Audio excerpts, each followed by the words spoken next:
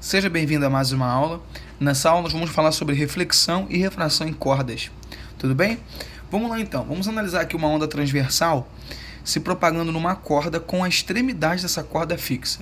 Vou começar analisando uma reflexão com extremidade fixa. Veja que se esse pulso chegar nessa parede aqui, ó,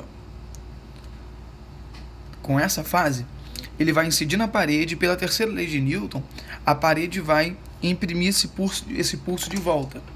A gente diz que esse pulso ele vai refletir dessa maneira, ó. Ele reflete assim, ó, de cabeça para baixo. Isso é que nós chamamos de reflexão com inversão de fase.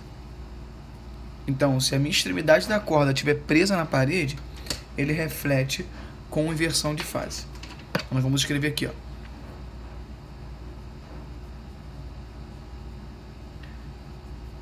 Reflete com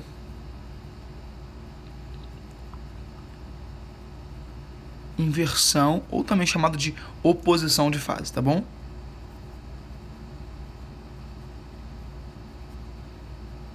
Legal. Agora, se por exemplo a minha extremidade estiver móvel, olha o que vai acontecer. Se a minha extremidade estiver móvel, o meu pulso vai chegar e vai refletir na mesma fase. Veja, olha que legal. O pulso vai chegar e vai refletir na mesma fase.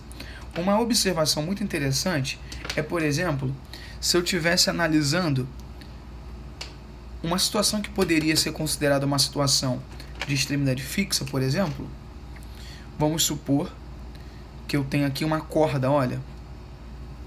Vamos supor que eu tenho uma corda um pouco mais grossa e esse pulso vem numa corda mais fina. Tá vendo? Se esse pulso vem de uma corda fina para uma corda grossa presa na parede, essa corda grossa daqui, ela se comporta como se fosse a parede, vamos dizer assim. Para essa corda fininha, é como se ela estivesse presa numa parede. Tudo bem? Então, causar uma reflexão com extremidade fixa é equivalente a, por exemplo, propagar um pulso numa corda fina em direção a uma corda grossa. Vamos lá. Reflexão com extremidade móvel é como se eu tivesse agora, por exemplo, uma corda mais grossa. Veja.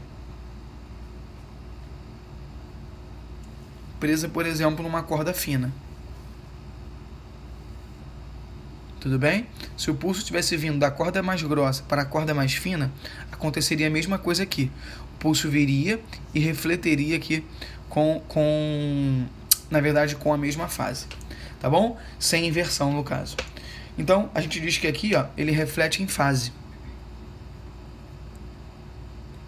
Reflete na mesma fase.